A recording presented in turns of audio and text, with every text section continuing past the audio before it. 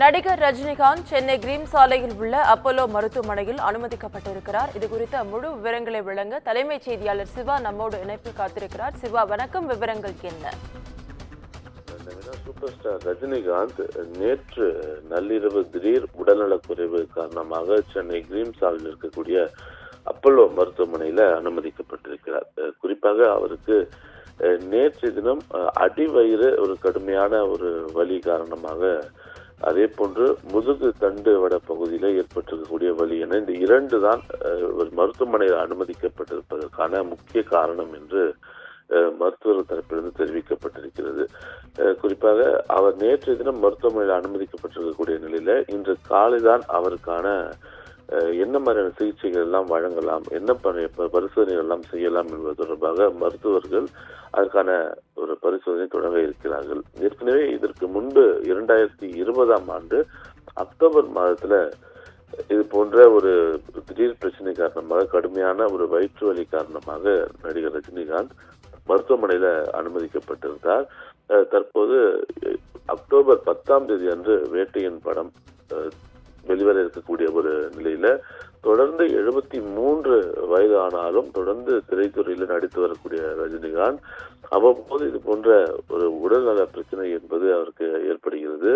அந்த அடிப்படையில நேற்றைய தினம் திடீரென ஏற்பட்டிருக்கக்கூடிய ஒரு கடுமையான ஒரு வயிற்று வலி, அதே போன்று முதுகு தண்டுவட பகுதியில் ஏற்பட்டிருக்கக்கூடிய வலி என இந்த இரண்டு தான் அவர் மருத்துவமனையில் அனுமதிக்கப்பட்டிருப்பதற்கான காரணம் என்று தகவல் வெளியாகி இருக்கிறது. அதோடு மட்டுமல்லாமல் இருதயம் சம்பந்தப்பட்ட பிரச்சனைக்காக அந்த இருதயவியல் நிபுணரிடம் ஒரு அப்பாயின்மெண்ட் என்பது கேட்கப்பட்டிருக்கிறது. எனவே அவருடனும் இன்றைய காலை தொடர்பான ஒரு பரிசோதனை, இருதய சம்பந்தப்பட்ட ஒரு பரிசோதனையும் மேற்கொள்ள இருப்பதாக தகவல் வெளியாகி இருக்கிறது.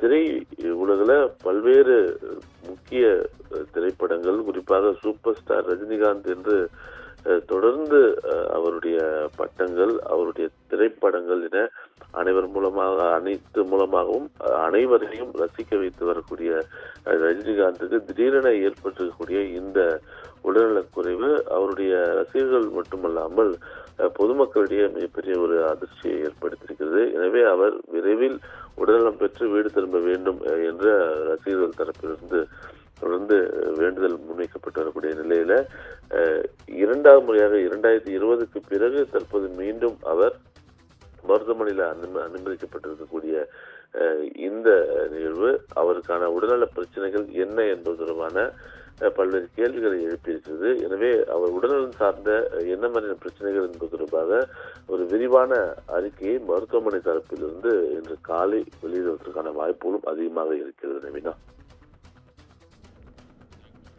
விவரங்களுக்கு நன்றி சிவா.